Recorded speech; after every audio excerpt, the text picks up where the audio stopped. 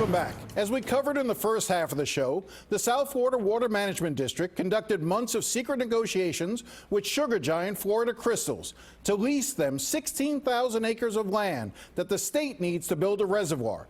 That reservoir was designed to deal with the toxic algae problems. CBS 4 News requested an interview with the chair of the district, Miami attorney Federico Fernandez. Instead, the district provided Brandon Tucker, who was appointed to the district by Governor Scott in June 2017.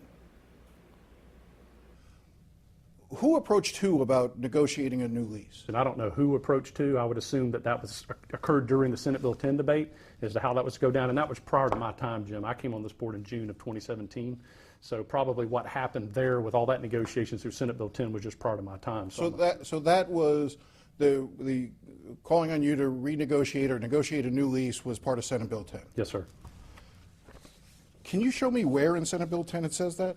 Because I can't find it.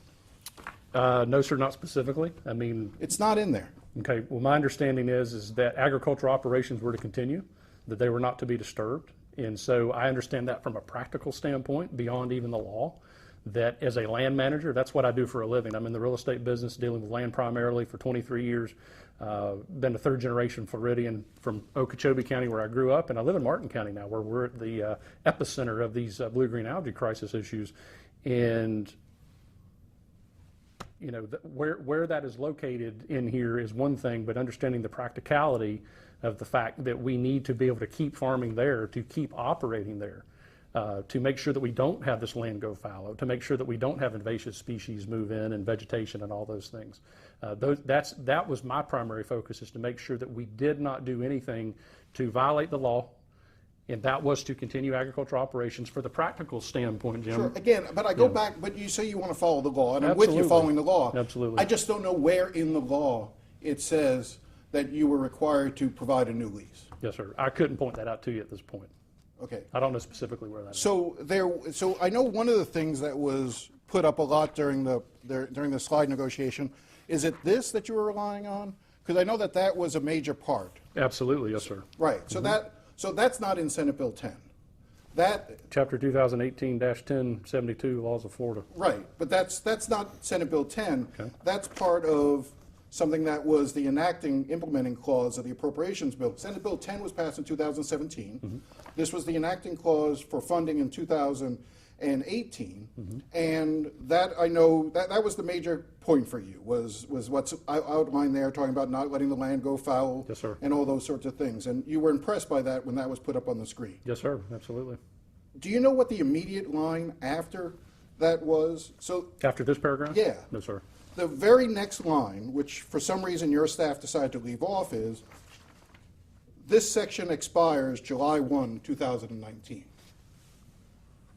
Was not aware of that. So essentially, you gave an 8-year lease, mm-hmm. citing a law that was only in effect for another 8 months. Did you get played here?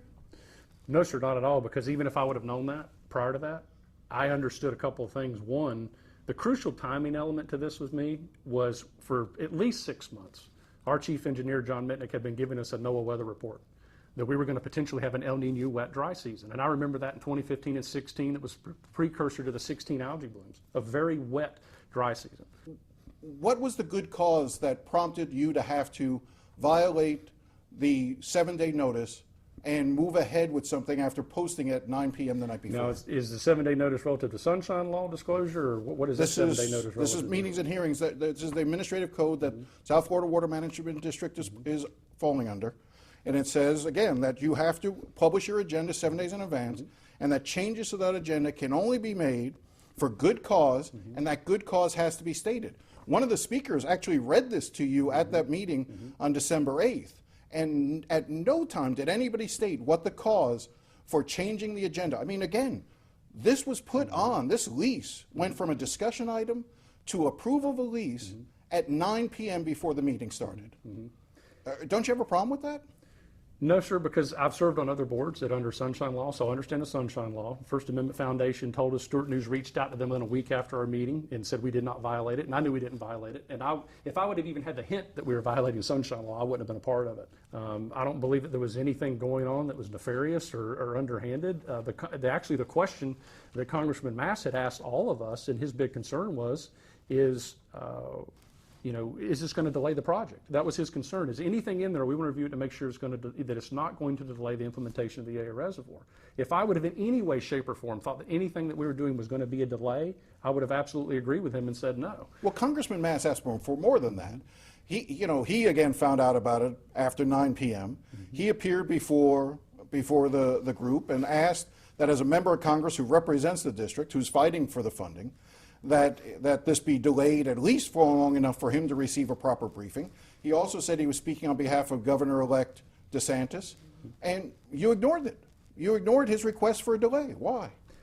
I did not see any reason why to delay. The governor-elect was asking you to delay so that he could be brought up to speed. The member of Congress who's fighting for you, whose help you need in Congress, is asking for a delay so that he can be properly briefed. Yes, sir. And he's my congressman in the 18th district. I live there, and I work very closely with Congressman Mast. I have great respect for him.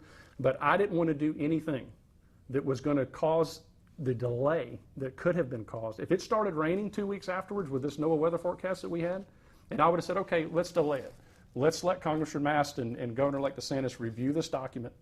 There was nothing in it that was going to be a delay. This was expediting the project. And I respectfully made the decision that we need to, in my understanding, we're in an environmental crisis. We've got to get these things moving quickly. And it was no disrespect to them, but everything that I knew at that moment in time, all the information I given by my staff, what I know from a practical standpoint, I truly believe that was the right decision to make to move forward. The lease is for $1 million a year to be paid right to the district. Yes, sir. Was there any negotiation? Did the district try to ask for more money? I'm not sure. Could the district have gotten more money from Florida Crystals? I was told it was done at market value. So other than that, that was the question that I had asked. But how did you determine market value if you didn't put this out for competitive bidding? I would assume there'd be an appraisal done. Of what Florida Crystals was willing to pay you.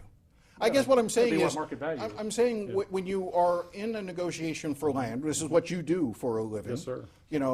Would you not be in a better position if you wondered, maybe U.S. Sugar wants to take over this land, maybe some other farming interest in South Florida, maybe Hundley Farms or one of those other groups would be interested in this 16,000 acres. They keep complaining that, the number of available farmland is dwindling constantly. Maybe they would have been willing to pay the district more to continue to farm on it. You didn't explore any of that. Well, actually, I did ask that question of our staff before the meeting. And in my understanding, if you understand how the EAA works, it's about muck depth. And this land is not prime farming land from what I was told. So, the best tenant's always the current tenant, and that's it even in my own business. Keeping the person that knows the land, that's already there, that's already established, that's already have, all their equipment staged, ready to go, they're the best tenant if they're a good tenant. And Florida Crystals has always shown to be a good tenant.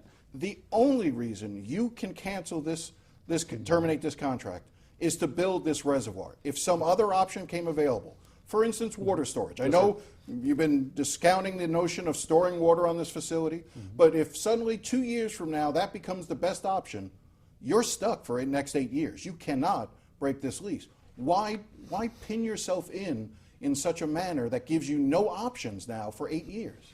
Well, once again, I believe that this is the best option. And the people that have been talking about, well, we could have done some other alternative water storage in the interim. Or if things change and they said maybe dispersed water is the better solution. When we look at the last 2 months of our meetings that we've had at RAC and at our governing board meetings, where DEP and our agency brought to us where the loading, where's the phosphorus and the nitrogen coming from? And Jim, in your documentary you've done, what's affecting Lake Okeechobee, where I grew up, and what's affecting our estuaries in Martin County, where I live, on the Caloosahatchee, is phosphorus and nitrogen loading, where 97% of that water comes from the north end. Where I'm going with that, Jim, is that myself, as a governing board member, if I was presented an opportunity for an alternative, and I could come up with an additional $10 million, $15, $20 million, whatever that amount is, and knowing how good the water quality is south of the lake, and if I'm building a temporary structure or even a permanent dispersed water structure on that 16,000 acres, the benefit that I would get by spending that money on the north end of Lake Okeechobee is going to have tremendous benefit to the liquid heart of the Everglades, which is Lake Okeechobee. It's going to have tremendous benefit to the northern estuaries where these algae bloom crises occur. If I did it on the south end of the lake, it would have marginal to no benefit to Lake Okeechobee and those estuaries. So from my perspective, even if that was an alternative, I wouldn't support that because I'd want to spend that money on the north end of Lake Okeechobee. You're making the argument that this is the best approach to make to have this lease. Yes, sir. Why not actually allow the public to participate in that discussion? Again, I go back to the idea of not allowing Congressman Mass, not allowing Governor-elect DeSantis, not electing others to sort of weigh in and participate in that discussion. There really wasn't even debate. I mean, there were very few questions asked among the district members. The staff went up there, gave their presentation, left some things out of the presentation, but, you know, gave a presentation, and then you all voted in favor of it. If it was such a good plan, why not just delay for a month even, so that you could have then built consensus? All of these issues were heavily debated when Senate Bill 10 was being put forth. And so I knew all that debate had been done. When I was appointed by Governor Rick Scott to be put on this board, I met with him in May, within probably days of Senate Bill 10 being signed, and I was appointed about a month later. State Senator Joe Negron, who was my state senator, the Senate president at the time, who I've known for a long time. I made promises to Governor Rick Scott and Senator Joe Negron that when I was put on this board, that I would do everything in my power to make sure that the EA reservoir was implemented as quickly as possible, to make sure that Senate Bill 10 was implemented without delay. I deal with this every day, Jim. I have kids on the St. Lucie River 6 days a week. My children, 15 and 13, row on the St. Lucie River. My parents have a home on the St. Lucie River. I go to church with people that live in that community. There's almost nowhere I can go and not avoid this issue. I take this issue very, very personally. It affects not only the environment, it affects people's businesses, it affects every part of my life it affects, and it surrounds me. And I want the public to know that the reason that I made that decision, and I believe the reason that our board made that decision, was to uphold our promises to Governor Rick Scott, to uphold our promises to Governor-elect DeSantis, who said he wants to continue with what Rick Scott has built upon, that he wants to see the EA reservoir built as soon as possible. And I'm going to do everything in my power to make sure that's done as quickly as possible. And if I even hint or smell anything that could look like a delay, even if Congressman Mass, who I greatly respect, comes and asks for a delay, when I voted that way and said to him by voting that way, I don't see an issue with this lease. I believe it's the right thing to do. I believe it's the right thing to keep this project moving forward. That was my answer to him and to the public and before God in that moment. And So I spoke to Congressman Mass. I did an interview with him on Saturday. He believes that you and the members of the South Florida Water Management District should now resign. What's your reaction to that? He's wrong. And I think as he and I build a relationship, it's one that we've just started in the last few months. He and I have met in person several times. I've told him we may not always agree on how to get there, but I can assure you I'm a volunteer. I don't get paid to do this, but the reason I love doing it is because I grew up on the north end of Lake Okeechobee. I grew up 3 miles from the Kissimmee River with one of the biggest environmental disasters when they channelized that river, did the damage that it did that we're all trying to fix today. I take it incredibly personally. I'm going to do everything I can to make sure that we get this right. I asked him specifically what he thought about the fact that you went ahead and voted the way that you did, not you personally, the members of the district. He says, I think it shows to me a huge level of arrogance on their part and a huge level of entitlement. And that's when he went on to talk about that, yes, he said that I think it shows a huge level of arrogance on their part, the South Florida Water Management District, and a huge level of entitlement on their part. And I think it shows this is an entity that is not being responsive to the people. The law, Senate Bill 10, which is what guides us here, is a guardrail. And as we're going down this road, I want to make sure that I'm not bumping into the guardrail. If the guardrail is removed and Senate Bill 10 is unraveled somehow and we drive off in a ditch and we lose our way and we don't get to the finish line, I want to make sure that we're able to cross the finish line, that we're fulfilling the law. I'm laser focused on getting that done with all the distractions that are out there. I don't see that as being arrogant. Jim, I'm not a politician. I'm not worried about that someone's not going to vote for me. I'm not worried about, because no matter what I do, someone's going to get upset. I knew that when I took this position. I don't get paid to do it. To resign, my life was good before this. It'll be good after it. But I really believe in what I'm doing here. And I believe I'm doing it for the people, and I'm doing it for all the right reasons, to get our environment right, to get this right. We have one shot at this. And this is the biggest issue. I told Governor Scott this when I was appointed. This is the biggest issue of our time. Water quality and water quantity of South Florida. If we get this wrong, we're done. It's going to be an economic disaster and an environmental disaster. So I take that incredibly personally. I don't in any way see that as being arrogant at all. I don't see it as an entitlement at all.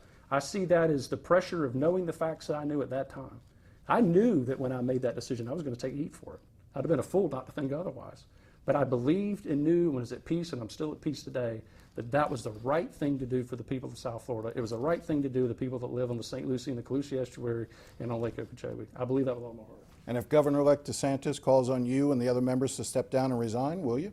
I would respectfully ask that he let me continue my 2.5 years left on this board. And I think once he sits down with me and he hears my heart and he hears my sincerity, that I want to do what's right for the people. I want to work with him to see this reservoir built. I want to work with him to get the Herbert Hoover Dike finished. I want to work with him to save Lake Okeechobee and get nutrient loading on the north end reduced.